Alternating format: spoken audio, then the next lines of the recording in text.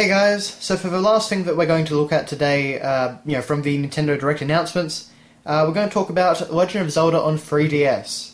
And this is exactly what I want to get out of this Nintendo Direct. So if you haven't heard, it's a new Zelda, but it's actually a direct sequel to A Link to the Past on the Super Nintendo. And visually it actually shares a lot of the same sort of things, but it is in 3D. It is still top-down, and it looks really great. It actually seems to be set partially in the same Hyrule. Someone actually put together a comparison of one of the areas that we saw the layout of trees and stuff like that, and compared it to the original Zelda Overworld, and it actually matched. And it actually looks like we're getting the same Link from A Link to the Past as well, because we've actually got the classic 90s Link design. And as much as I love the Ocarina of Time design and the Wind Waker design, there's always something special when they bring out the original, the 90s Link design, one with, the slightly longer haircut and stuff like that. It's really great to see him in action again.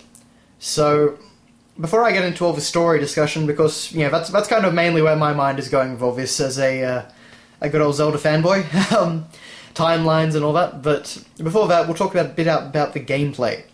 And basically, this is exactly what I wanted to see out of a three-dimensional top-down Zelda, in that they're actually playing with perspectives and changing levels and stuff like that in the dungeons. And we can see this in the trailer because you see that Link actually bounces up to a new level, but rather than actually transitioning between scenes like you would have done on the Super Nintendo, it's actually just a smooth transition. It's just that area is above the lower floor. So we actually seem to be getting these great tiered dungeon designs that I think is going to be absolutely fantastic, and it's exactly what I wanted to see. The sort of concept they were playing with. Aside from that, we actually seem to have all the traditional sort of Zelda gameplay. I think we may have had 8-directional movement, I'm not entirely sure, but I think so. And actually 8-directional slashing as well. We saw that we do have the spin attack back, and we do actually have the sword beam back, which is fantastic to see. I do love the sword beam. Aside from that, we just saw some traditional enemies, some sort of traditional dungeons, and asset designs and stuff like that for A Link to the Past. But we also saw a brand new gameplay mechanic, and this really kind of comes out of left field. But basically, you can turn into this strange kind of drawing on the wall, and you can actually move on the wall in kind of like a different two-dimensional space. So it kind of takes on a side-scrolling sort of perspective. It's kind of hard to explain. Definitely watch the trailer and see what you think yourself. But to me, it actually seems like a really unique concept, and something that's definitely very different for Zelda. And the trailer actually demonstrates how it can be used for puzzle and platforming sequences quite well.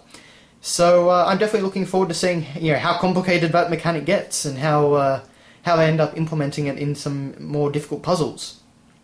But, also for another, kind of weird Zelda thing, is it just me, or does it look like the Link drawing from the intro to Wind Waker? I know there can be no story connection there, but I think that could possibly be just a little nice reference. But, anyway. So yeah, that's basically all there is to say about the gameplay. It looks really great, it looks like traditional Zelda fun, and it takes a lot of its cues from Link to the Past, as to be expected. But until we actually kind of see more, we see more of a world and more of a different gameplay mechanics, there's not a whole lot more to say. It's basically just that it looks really, really fun, and I'm very excited to get my hands on it. In addition to that, actually, we did see a boss fight, and it seems that even though this is a direct sequel to A Link to the Past, we're going to actually be including a lot of direct elements from A Link to the Past. So I already mentioned the overworld, and we've got the designs and the kind of gameplay, basic gameplay mechanics, and the assets used and stuff like that.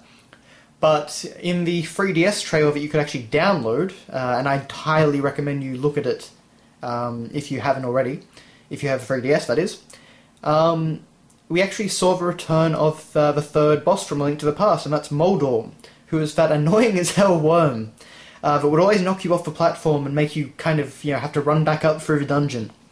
And he's actually making a return, and he's a bit bigger this time. I don't know if he's actually going to be a major boss, or if he's just going to be kind of like a throwaway mini-boss, like he was in Ganon's Tower in A Link to the Past. But, so at the very least, he is coming back. And, So it's going to be very interesting to see how they take all these older Link to the Past concepts and they just change them for the for the third dimension, and also with the new technology and that sort of thing. So I'm really looking forward to this one. It's definitely one of my most hyped games for 2013 now, and also it's supposed to come out sometime at the end of this year, so it'll be a great end of the year 3DS game. Okay, so with all that out of the way, I would like to take a moment to just talk about the story and kind of timeline placement and all that sort of thing. So, in terms of the timeline, going off the Hyrule Historia, we have A Link to the Past, then we directly have the Oracle games, Oracle of Ages and Oracle of Seasons. I think Seasons was actually first in the timeline. And that resulted in the resurrection of Ganon by Twin Rover. And then after that, Link actually set out on a journey for training.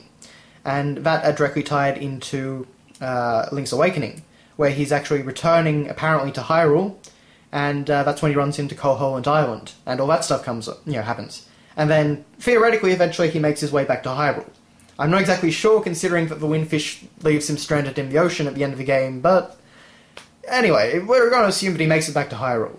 So, this could either go two ways. It could either take place directly after A Link to the Past, so before the Oracle games, or it could actually take place after Link's Awakening. Personally, I'm kind of hoping that it might take place after Link's Awakening, just because that kind of seems like the smoothest timeline there, and it also means that kind of, it's given Hyrule enough time to change and develop a bit from what it was in A Link to the Past, and also given, Link has now been through, that particular Link has now been through, 4 adventures?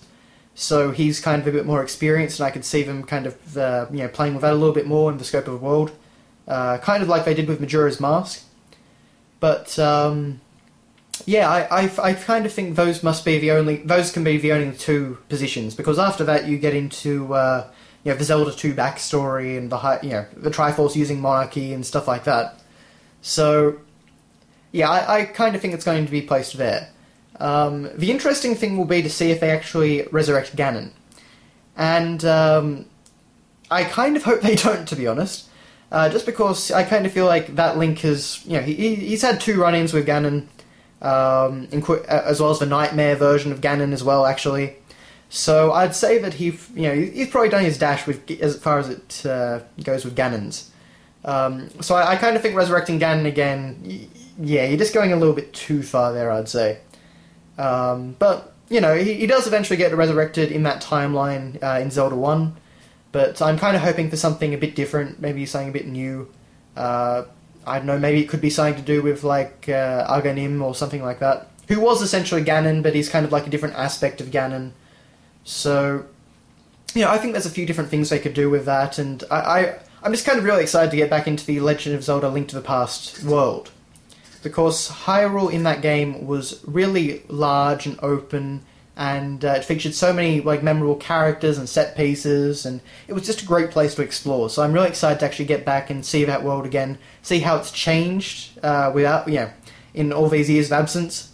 And so basically I'm just hugely excited for this game.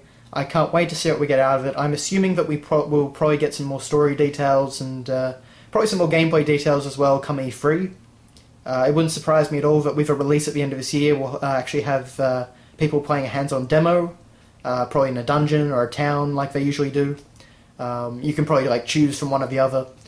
But so overall this was the last thing that they announced in the Nintendo Direct, at least in Europe, and it was definitely the cherry on top for the a really great Nintendo Direct. And I really must applaud Nintendo for doing these, because they are continuously great.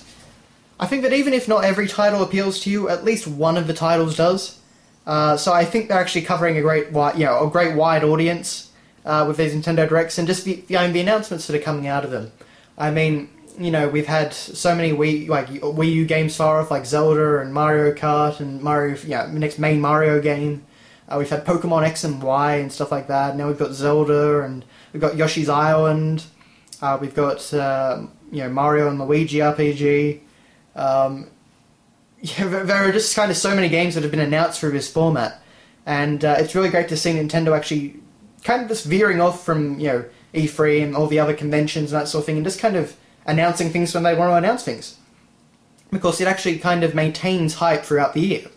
Because if they're constantly announcing things whenever they want to, rather than once or twice a year, then it keeps us hyped, it keeps us up to date with all the new stuff, and it keeps us kind of wanting to buy things later on in the year.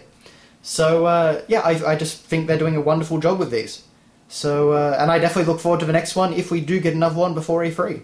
If not, I think it's going to be a pretty exciting E3. Nintendo have announced a lot of things, and I think we're going to be seeing a lot of cool games.